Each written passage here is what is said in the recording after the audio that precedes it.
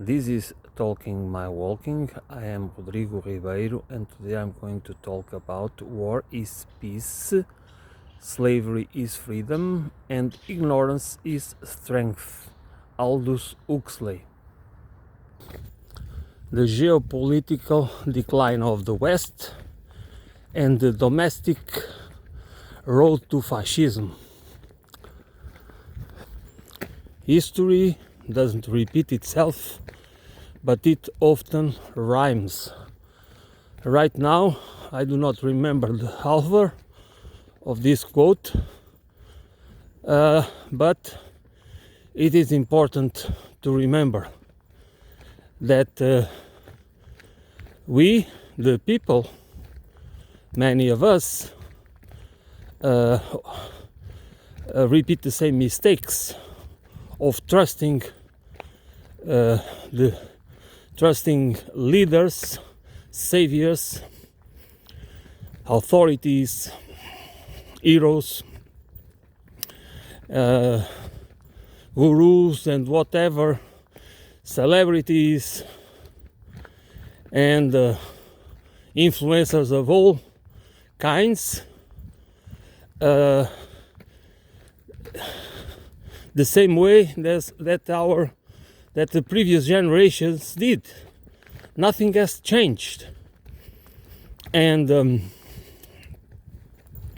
we are deceived because our culture, the Western culture, I know that is not only, this is a phenomenon associated with the imperialistic civilizational paradigm.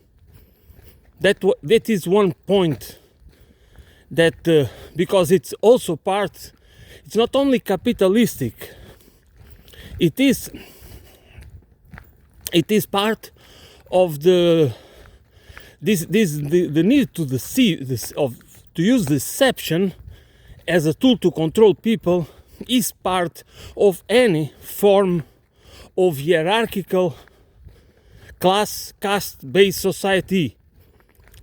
Either we do understand it, it's not only it's understanding, but in the sense that it transforms us, that we really become conscious of the cruciality, of the centrality of this point, or we don't understand what kind of society where we live and why we don't solve the problems. Why we always end up supporting the people or organizations or political parties that will drive us when the crises are too complex and too difficult to solve. They will bring us into war, and they will all the tools possible to pave the road to fascism. Again, it's not. Maybe we are expecting to that fascism will come like Mussolini or Hitler or what was the name, the Spanish or whatever, but it's not going to be like that. It's just to be the control, the state. This is important to understand. The state is controlled by the private sector. That's why when people talk about liberalism, and I for a long time that I understood that liberalism is currently liberal fascism. I call liberals lib-fascists, which means they are very close to they seem different and in opposition of the right wing, but actually politically and above all about the economic order, they are very close to to the right-wing populist or nationalist or fascistic, not in cultural terms, but in political and economic terms, which means that they will support policies that to use the state as for corporate power, to enhance corporate power and corporate control of the society. So what we are witnessing across most of the political spectrum, I would leave it, most people do not understand it, but it is the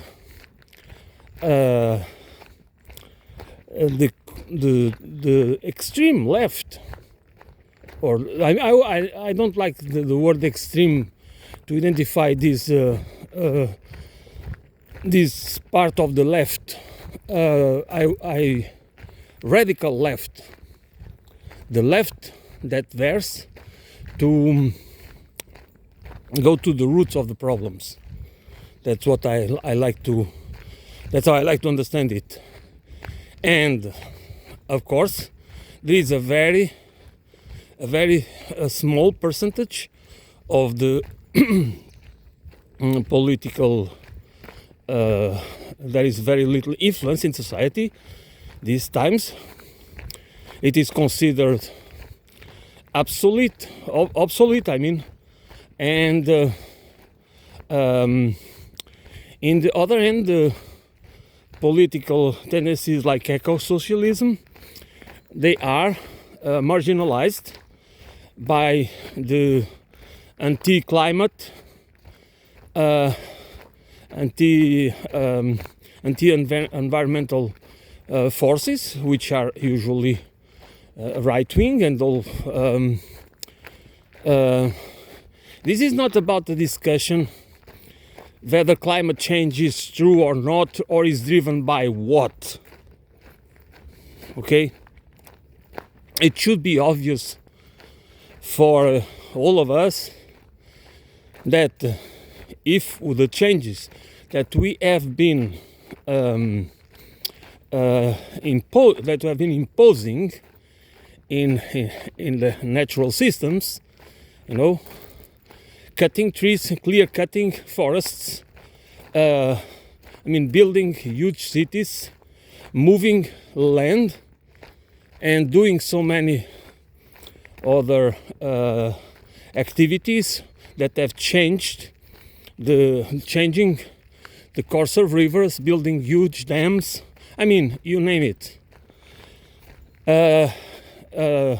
And putting a lot of not only CO2 but so many other things in the atmosphere, and many other chemicals in rivers and seas and everywhere, and do so many other experiments and so many changes that it's not going to affect the Earth systems. It's not only about the climate system. It is about all geological, because mankind, or humankind, I'm sorry, I don't want to be, okay. I'm already old enough that I'm used to the word mankind didn't have a bad connotation. Okay, so we have become a geological force. So we and this is for sure that we have been pushing the boundaries of the ecosystem boundaries too far. So we are in overshoot, and that is true for all, some more, other less, but it's basically true to all the subsystems of the planet Earth. all the systems that compose planet Earth. So, to believe that we do not, there is no impact, if the climate is changing or not, is not the issue. That is a distraction, again, that is used as a tool to manipulate people. And that's why many people don't understand. That's how people are driven into, they help building the road to fascism without noticing it. So the thing is, the issue is that our system and the people, that many people, especially if they are not the ones that are driven ideologically. I'm talking about the ones that are driven by profits, by corporate interests. Okay, they know they are lying. They know they are using. They need to use deception to make us believe in many things that we should not believe, or we should at least be skeptical, which means that we should not allow ourselves to be emotionally weaponized, and therefore it would be more that would be on the. There are many things, many issues that we should be skeptical, for the sense that we should not let it settle slowly. Okay? Not just being bonded emotionally. So only this part of the left, and especially as I was saying, the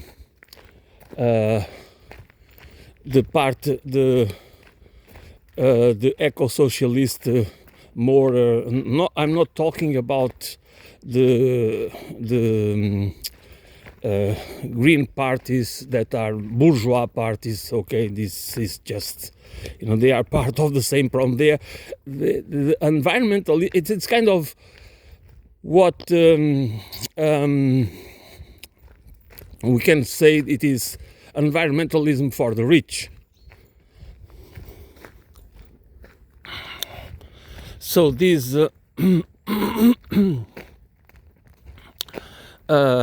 this part of the political spectrum that I prefer to call it radical.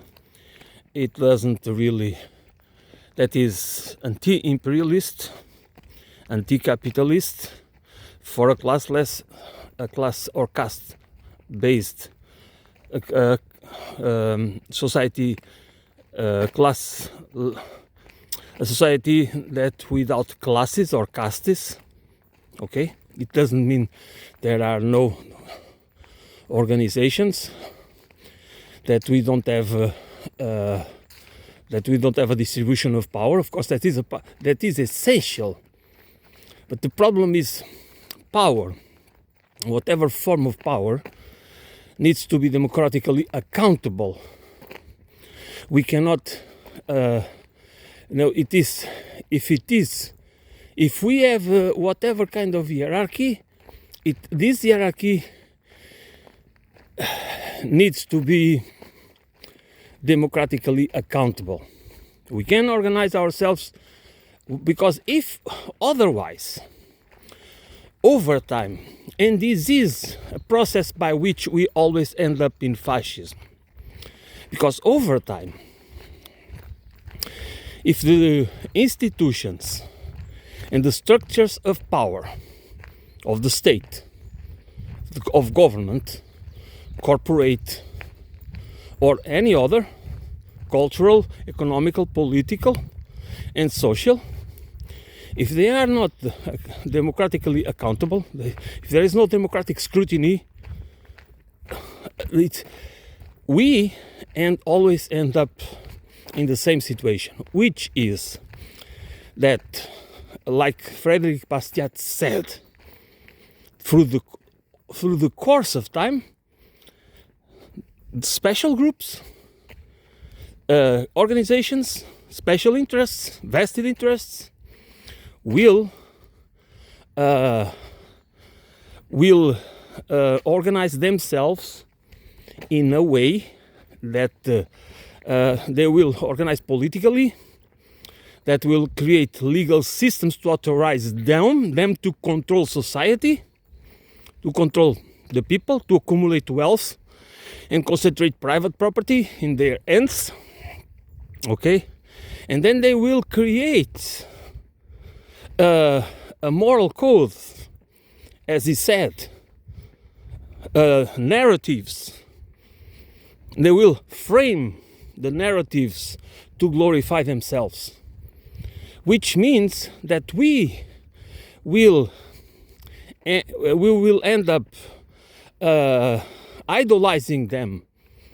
You know, the so-called, like we do now for these tech oligarchs, so many people do to these tech oligarchs, to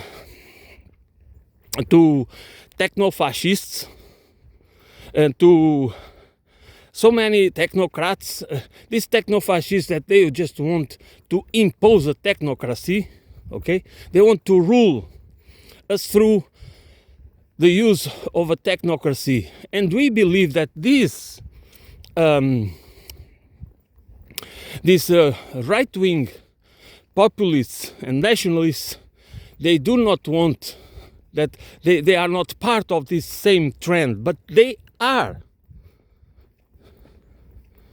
They use these cultural wars. It's a cultural war. When they talk about immigration or immigrants, okay, when they talk about certain other problems of our societies, this is wokeism. This is not about what we need to understand. It's what kind of society. It doesn't matter on the left or on the right. We must ask exactly what are the pillars, what should be the pillars of a healthy, holistic, ecological society and civilization. What kind of political economy should we have that in order that we can have lives with meaning and purpose? Besides the point of competing to have a place in the sun, should we not enjoy that freely? That the ability to enjoy the sun and the water? And do you want to come to a point where if you want to have access to anything, to a beach, to a front, to access to anything, that you have to pay, because that you are told that it should not be for free? And it's always possible, and that's one of the points that I always try to emphasize, that we can, as human beings, we can justify and excuse anything and everything, because as logical, as long as those who do it can do it in a logical way, we can easily fall for it without even asking questions or being skeptical or doing a more holistic reasoning about it, using our discernment. We often do not use that capacity we have.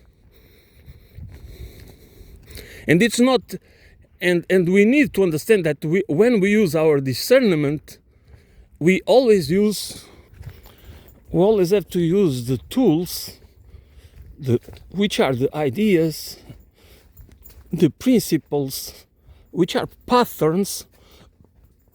We use these concepts that we have about reality that most of the time we do not even think analytically and skeptically about them. Okay, and we just accept them because if they come from the people that we trust intellectually and ideologically or culturally, we sometimes do not do our homework, which means to use our critical skills that we need to train.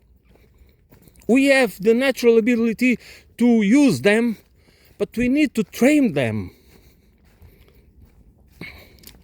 And this is a process where we need to train ourselves. It's not natural in the sense what is natural, what is innate is our ability to do it. But if we do not train ourselves, we are again and again repeatedly at generation after generation, in spite of our we have more information, we have a better education. I mean, maybe we do not have a better education, but we have more knowledge available, and more people get a formal education, and the internet allows us to access very easily to good knowledge, to sound knowledge. It is true that we can access sound and factual knowledge these days. It was an important source for me to develop my own understanding of the world and trying to have a understanding of reality, where we live and who are we, how we become who we are, and so many other things that we need. I mean, do we want to be conscious beings or not? And this is true for in political, cultural, economic, culture. Whatever. We do need to train ourselves into that process of discovery. This is not automatic. This is not happen by random. You need to study. You need to have to have a process. You need to do your own work about knowing yourself, not through these BS stories that so many fake spiritual leaders use, because they are fake. They want, most of them, what they are looking for is for your money, for your they want followers. They want to build. They want to become famous.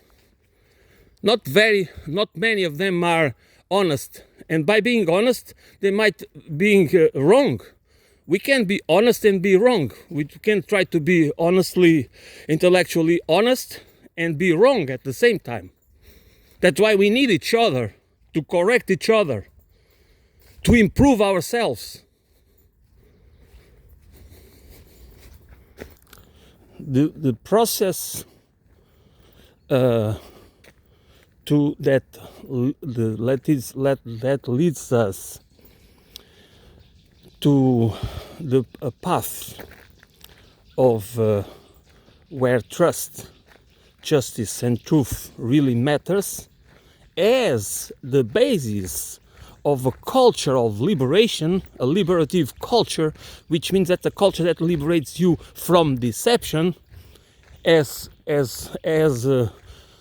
humanly possible, is a process that is at the same time individual and collective, which means that it has to be at the personhood level, with us as individuals, but also at the social, cultural, economic, and political level. Because if we allow ourselves to be atomized or tribalized in ways that when in one side it's the pursuit of our self-interest, which means it's at the economical, cultural, at the process of liberating ourselves, it's always about us as individuals. As if we alone, as if the system, the economic, societal, cultural, ideological, doesn't matter. As if we live in the social void somehow. It doesn't affect us. It does not affect our economic well-being, because we need to understand that one thing is that we can have a system that allows people to be successful, but doesn't allow everybody to be successful. And then it creates a rationale to explain and to justify, especially to justify why those who do not become successful, it's their fault. Not a systemic fault, not a structural fault, not a system, not, and then we buy into it. And when the system starts to fail, which means that's what the phase where we are, when the system starts to show its real face, when the facade just starts to erode, what do we get? We get the people that are experts in using our genuine grievances to instrumentalize us and to use goatscaping in order to transform us into tools. And we do not see and of course, if we would be able to perceive it like that, we would pay attention, but we don't. And that's why it's so easy every time to use the same tricks or similar tricks. And that's why history rhymes. And as George Orwell wrote, then slavery becomes freedom, war becomes peace, and ignorance becomes strength.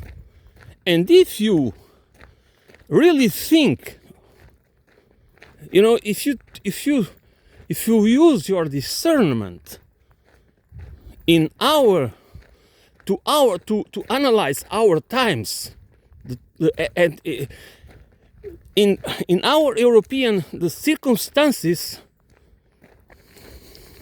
of the current moment, historical moment, that the European continent, the European Union, and even the rest of the countries that are more or less in the same path, with the exceptions. But again, the exceptions are not exactly good examples. Honestly, it might go against the what many people believe, but it's true. If you, it is not true that the example of Meloni or the example of Orban or the other examples political parties that are that people believe they are going to have an important role in solving the problems. Far right, nationalistic, populist, and even fascistic. They will not save us from fascism. They will become, most probably, what I want to say, and to be clear, is that I'm not trying to say that all of these parties are fascistic parties, blah blah blah. No, that's not the point. The point is that just like the social democratic parties and the green parties and basically the center left was hijacked by neoliberals, colonized by neoliberals, the trend that we have now is what it should tell us that probably these parties have, maybe all of them, have in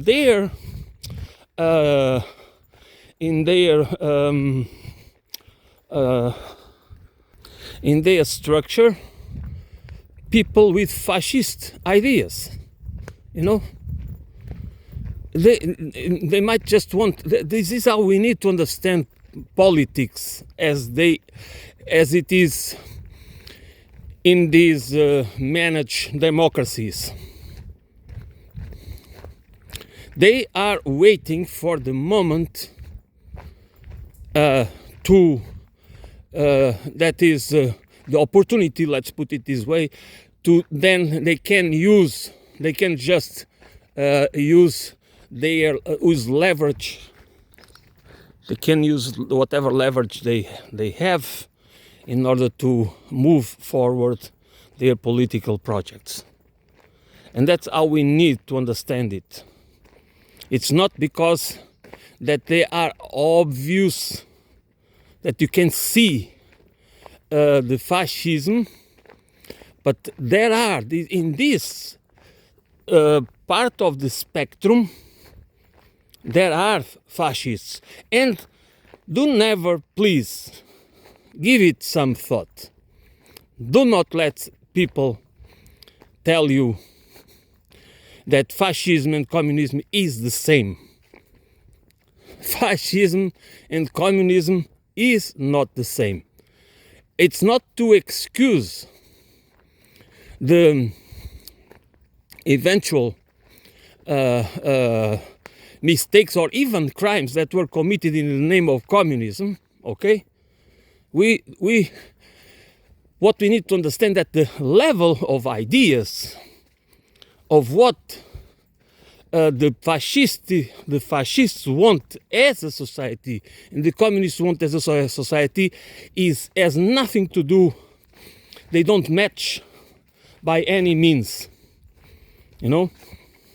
So if you allow yourself that you don't want even to learn what you should learn, okay? You should learn what communism is, what fascism is, and why they are not the same. Because otherwise, you might never allow yourself. You might think, communism becomes a taboo for you. Socialism becomes a taboo for you, and you see and you perceive socialists and communists and the radical left as an umbrella term, as all being as representing some sort of evil or antichrist or something really bad, because you don't because they They don't believe in God because they believe in equality. That can never equality doesn't exist. Okay, so many things. They don't believe in private property, as if private property should be a natural law, which it is not. It has never been. It was a human creation. It is a cultural creation. It is part of that. This needs to be protected by law and force. Otherwise, it would not work. Okay? Why is so natural that it needs to be protected by force? Why do people feel that is unjust and unfair?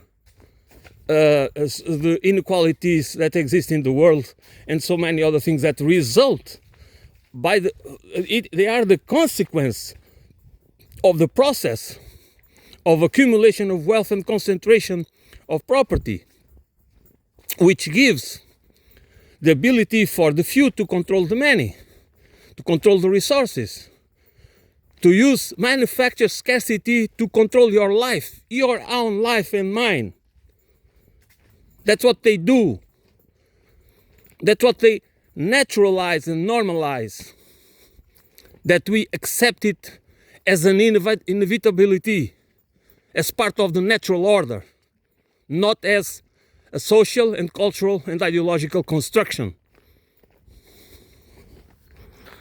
The demise of the Western hegemony, the Anglo-American imperialism, which is still very powerful, not only militarily, which is true, but and it is the control of the international financial system and why is it an important tool? Because the international financial system that it is still used through the fiscal paradises, through all these schemes that you can, from starting with Switzerland and the Cayman Islands and Luxembourg and the Isle of Man. I mean, all these. This is a system that uses trusts and shadow companies, shadow banking, and this is a very well, a very well oiled machine that has decades or even of centuries, probably I could say. And why it is relevant? It is because this machine is used not only by the Western elites, the Western oligarchs and plutocrats, but also by it's a global heaven for the global, for all the all wealthy people. Doesn't matter where they come from, what their naturality is. Okay, and this is why this gives this system a lot of strength, because it makes many people that do not belong to the Western elite but they use the Western system to hide their wealth, whether they come from Africa, from Asia, from Latin America, or other places, wherever they are, or what kind of belief system they have, or ideological and political biases.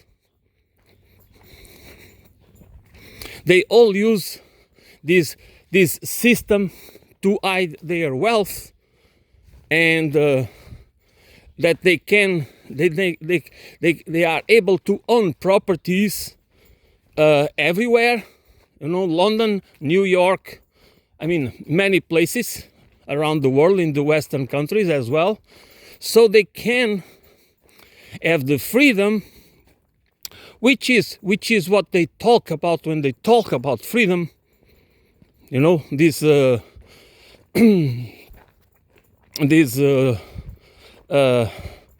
people in the liberals, the anarcho-capitalists, the most of the right-wingers, and libertarians, they all talk about freedom, but the freedom for them is the freedom that protects wealth. For them, wealth and private property and the so-called free markets, that's what matters. As if these institutions could exist without being protected by the state, and especially by the ability of the state to use the monopoly of violence, violent means, and coercion and repression to make it work.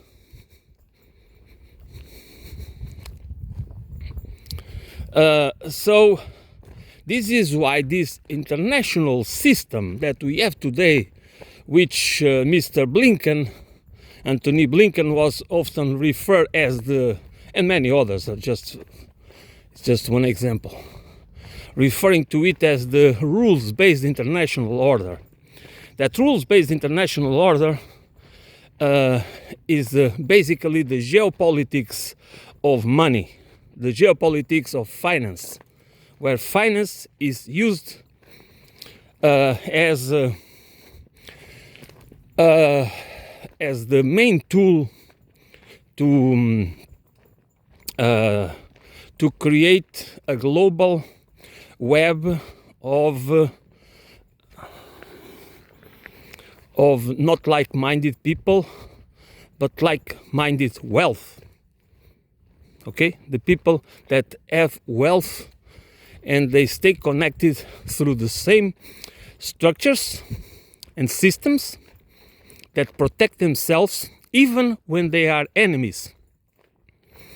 And this is not about any conspiracy theories. This is about how an international system, financial system and monetary system that uses that has been designed and controlled by the West, of course protected by the powerful, by the military, and also the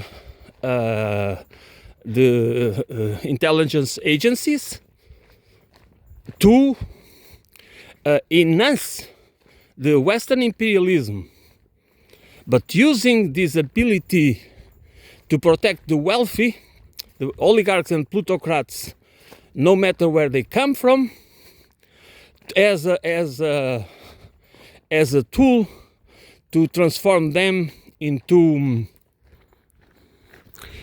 accomplices, which means that for them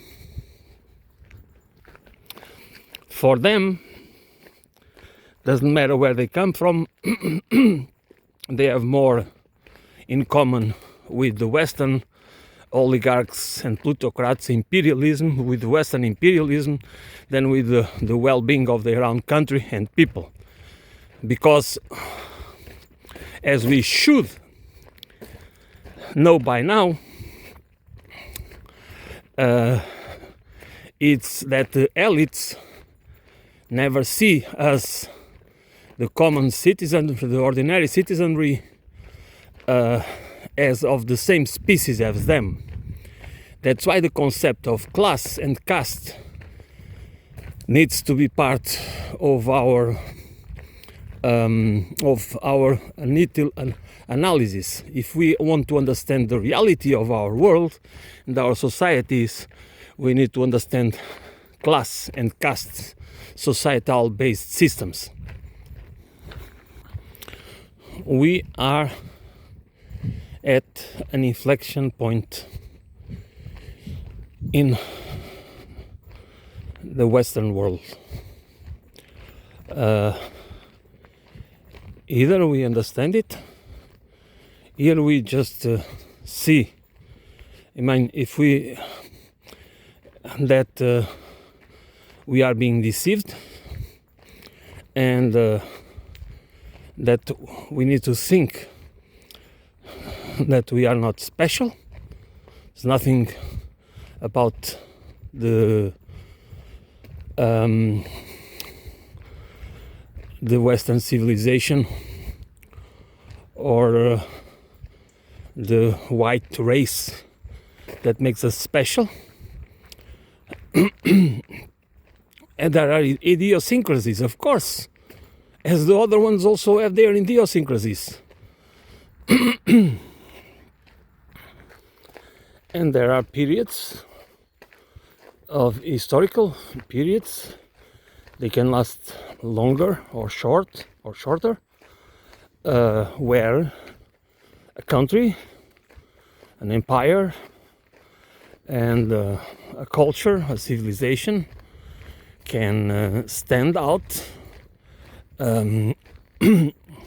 technologically, scientifically, or culturally, artistically, architecturally, I mean, whatever. But that will always end.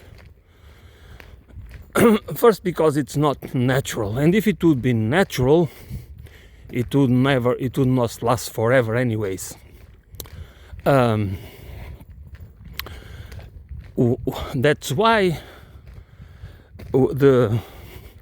we in the West are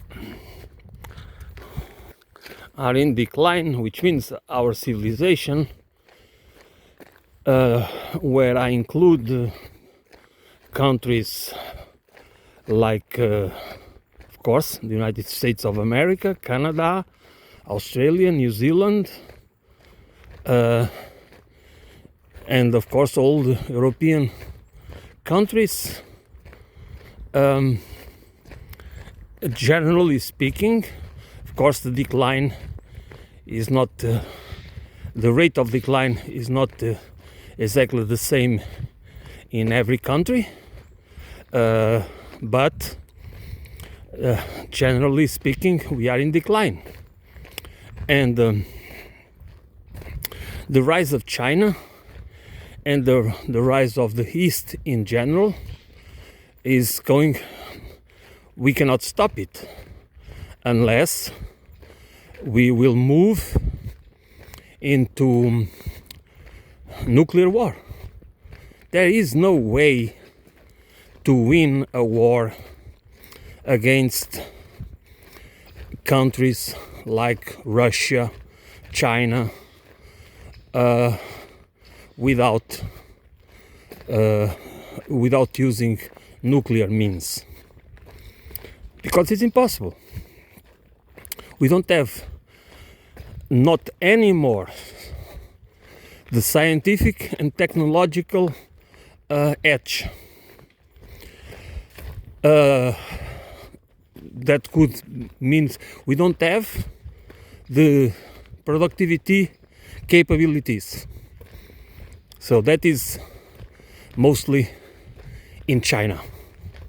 The capacity to build massively in a short period of time. It is in every field.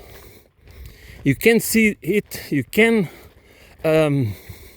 verify it in how they build bridges, roads, skyscrapers, airports, ports, basically everything. Okay, it has become that's not that they are truly the factory of the world right now.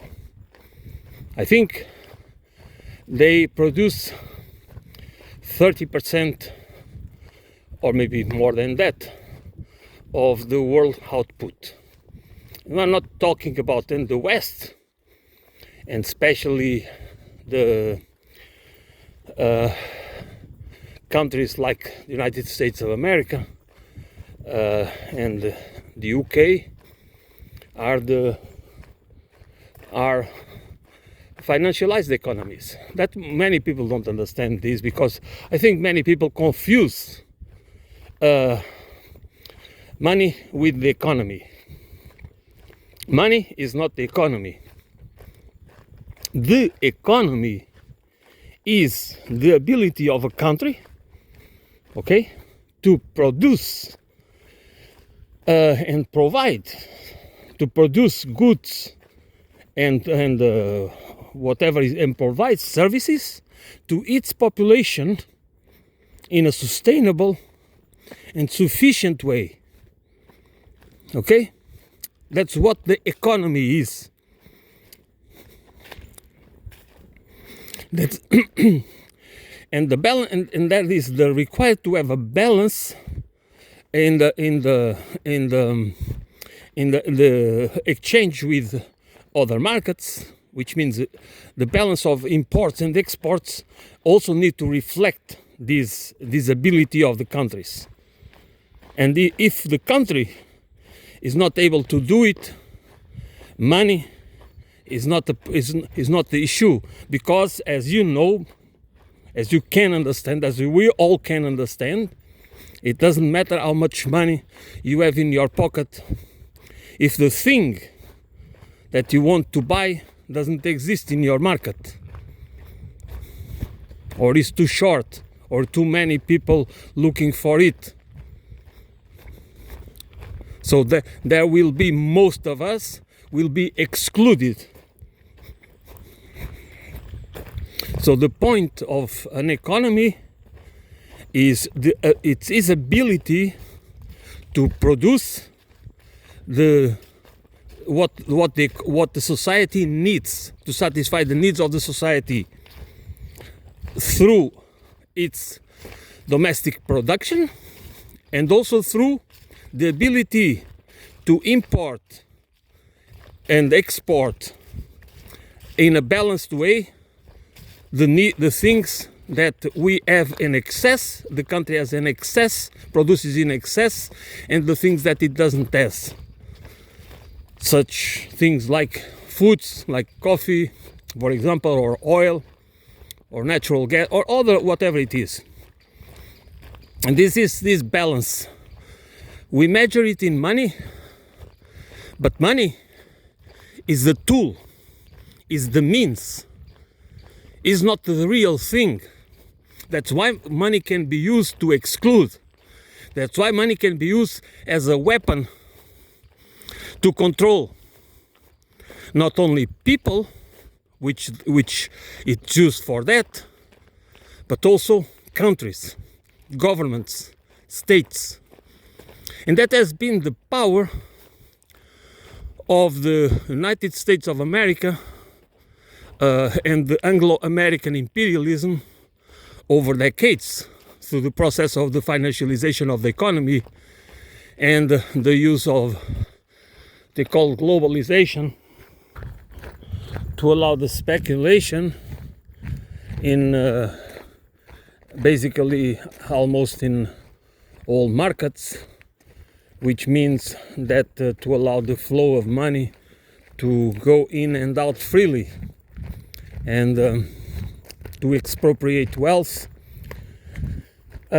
which that has been used as a, I mean, again, you see the point that how that was transformed into a moral code, into, by using, by framing it as we do at the individual level, that when we owe something to somebody else, we feel, or most of us feel, that we need to pay, because that's how it works.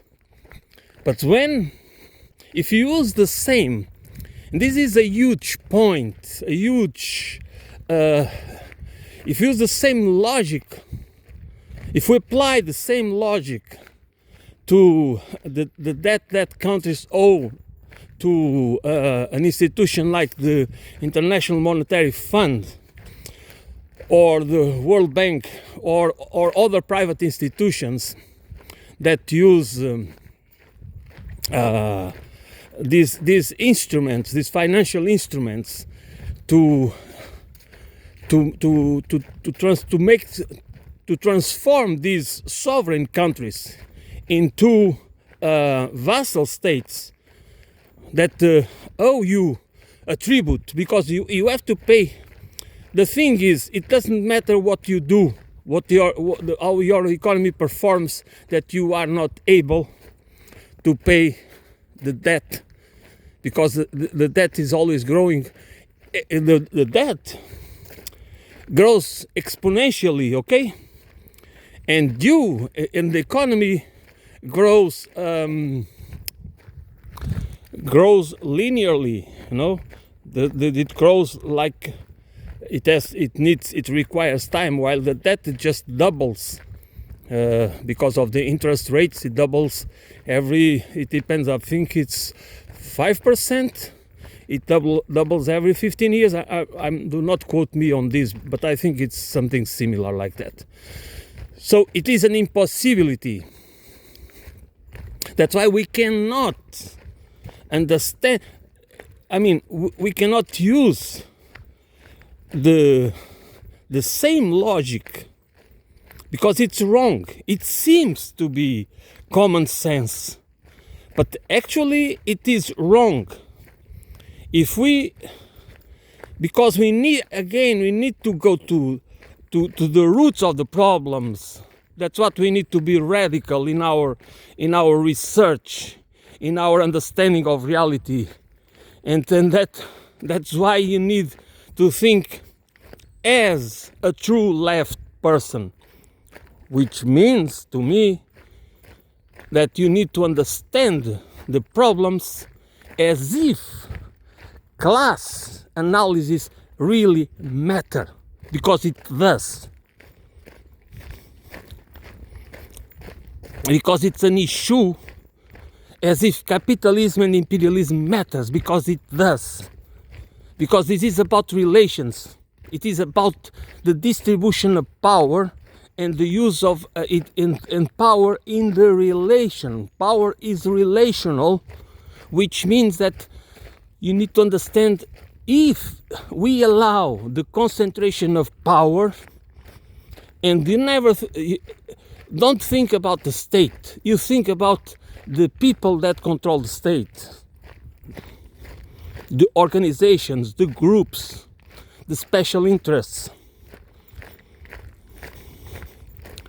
Because we need to have we need to understand institutions, structures, systems and processes, but we need to understand also that there is people behind it, that it is done, that all these functions in a way to protect a certain order that is not natural, and we need to understand that it is not a natural order.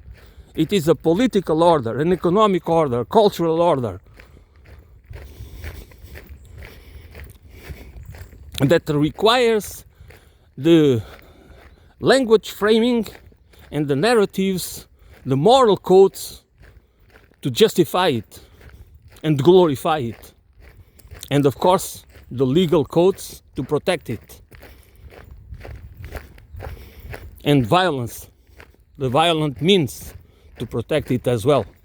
So this is a combination of features that are used as part of the web of deception, of the web of deceit, with mass weapons of deception that are used permanently, and they are ubiquitous, they are everywhere, they are pervasive, they live within our subconscious mind. They don't exist just outside, they live, they are in our living systems.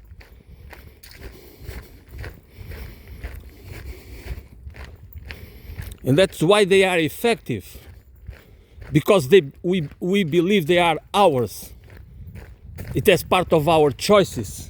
It's part of our ability to choose what kind of ideas we want, what kind of people and politicians and everything, which it doesn't work like that. Our mind doesn't work like that. And we should understand it. We need to understand it.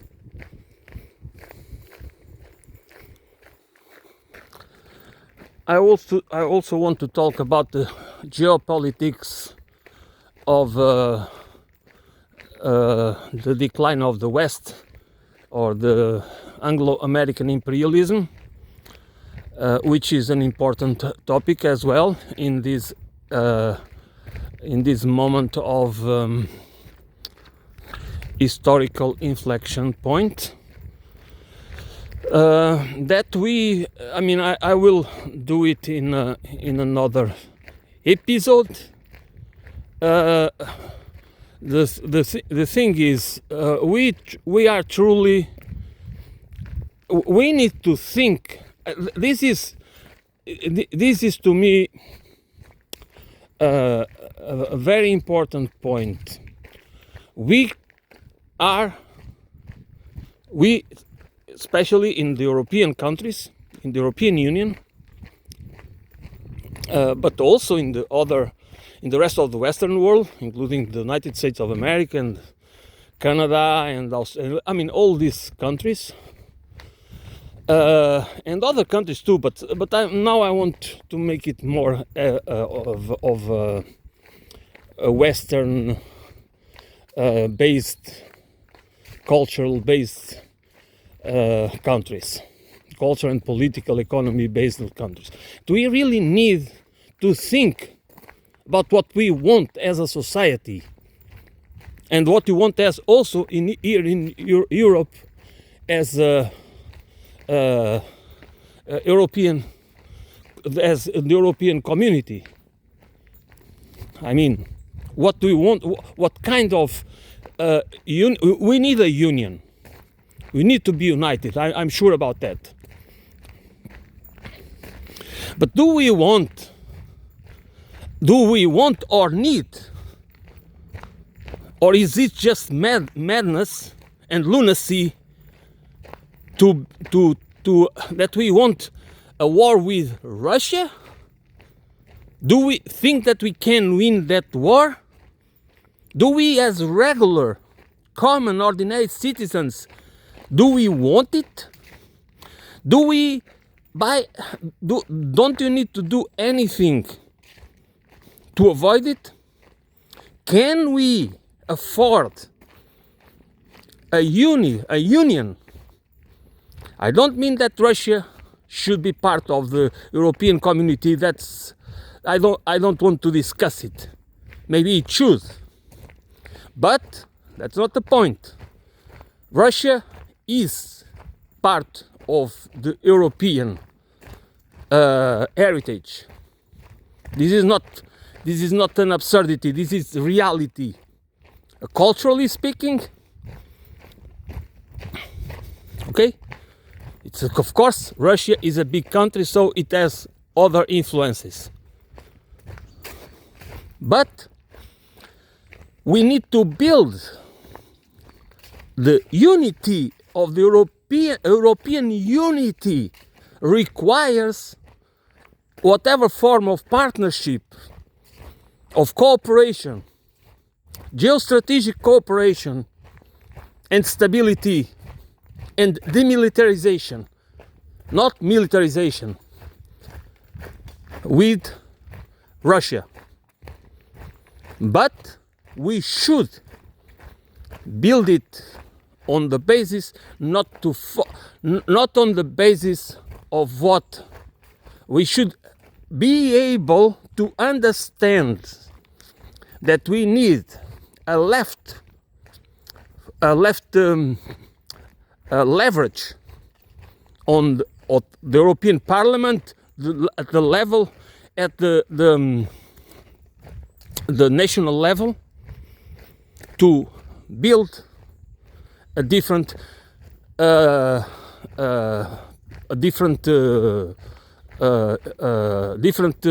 not perception, different paradigm of European Union.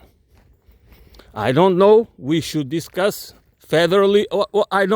I don't want to give any hint. That requires to be open, public discussion, democratic discussion. We don't have democracy.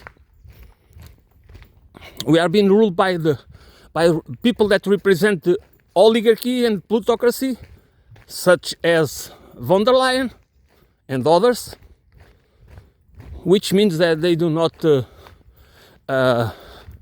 represent us. They do not represent the people. They represent vested interests. Not only the international, unfortunately, they represent the interests of London and Wall Street, and for sure Washington. We don't have any sovereignty. We are just a disgrace. And this inflection point, we should really take it seriously, because it's very serious. The moment we are living now, this historic moment, is much more serious than many of us understand. And that is at our peril, because we can easily pave the way to fascism. We are doing it. We are led towards it. And we are buying into it.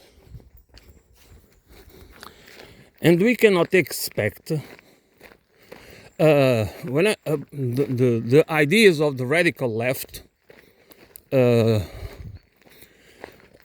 We cannot expect that the political parties and organizations and movements that represent this radical left, they do not have much influence. So it has to be us that needs to reflect which side, what really represents our interests,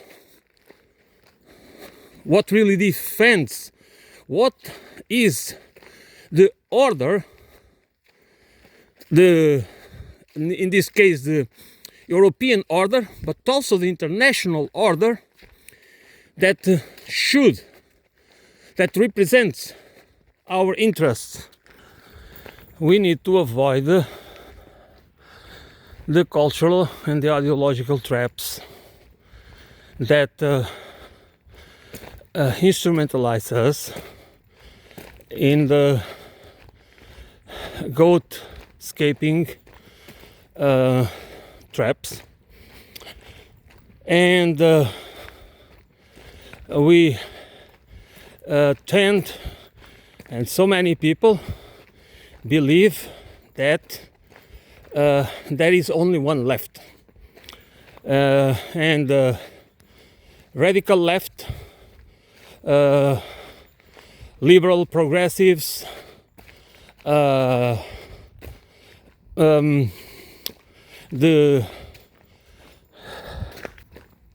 center left, and basically all these these mainstream political parties that people associate, Labour in England, Democratic Party in the US, and other similar institutions represent the left, and That's what the right-wingers want you to believe, that that this is the left. So it doesn't matter that you cannot find, if you want solutions, these people don't have solutions for you, don't have solutions for society, don't have solutions for the economy, don't have any kind of solutions. They represent the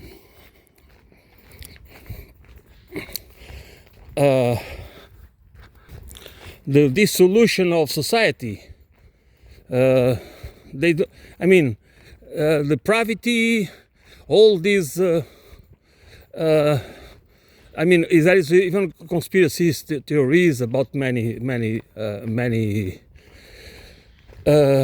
wrong, like Pizzagate and other things that we associate with the left, and we never, many of us, that's again only a little minority, seems or is can because of whatever reason can escape this prison, this trap, this labyrinth, this ideological and cultural labyrinth. In the progressive side, so many of them, they hate socialism. They don't seem to understand that what's the solution? Is capitalism?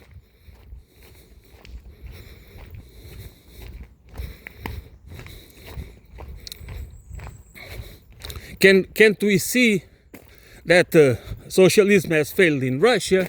But okay, you can use that argument. We should discuss it in a deeper and more comprehensive way. Why? What were the causes of the dissolution of the USSR? But that's another discussion. The thing is that capitalism is failing everywhere. In our countries. Where is the social democracy? Privatization. This is capitalism. Real capitalism is not social democracy. Real capitalism is privatization, and more privatization.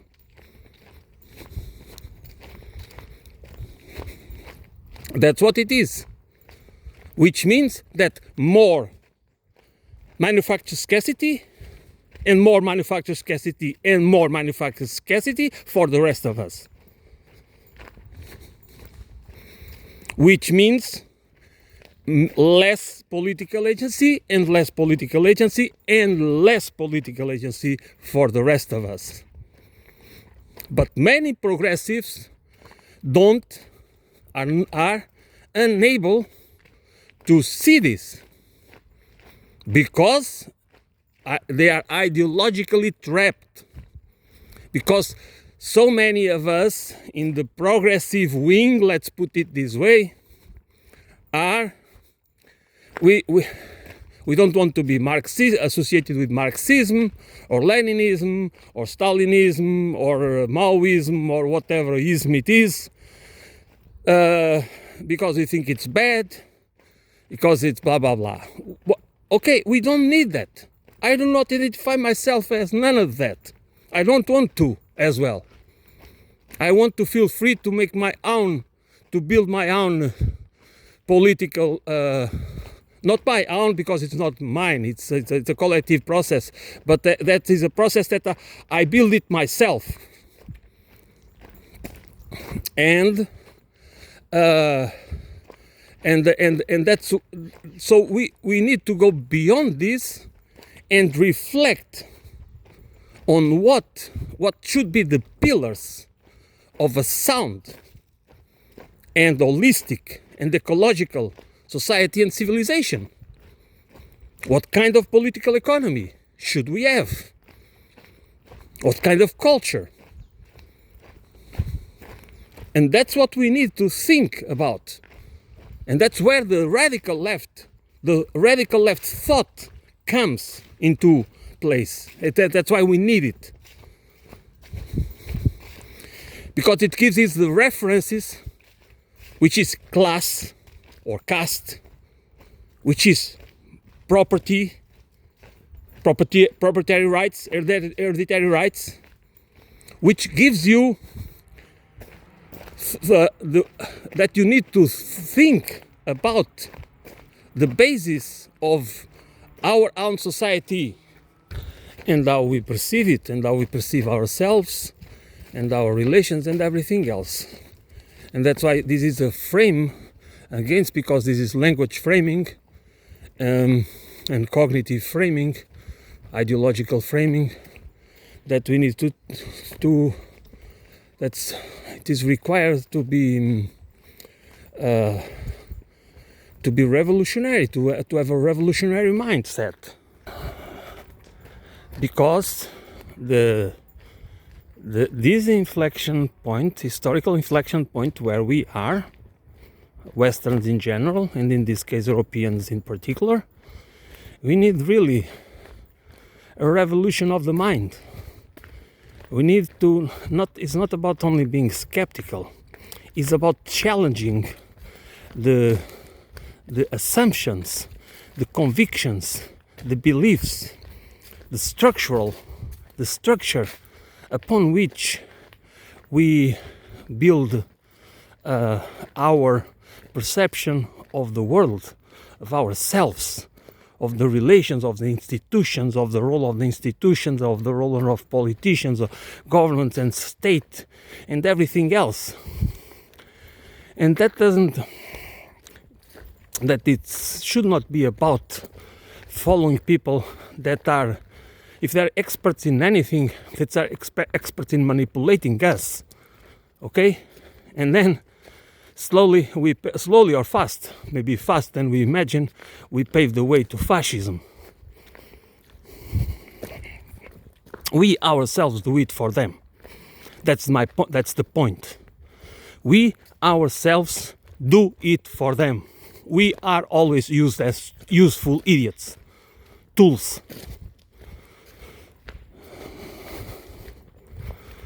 That's what we are.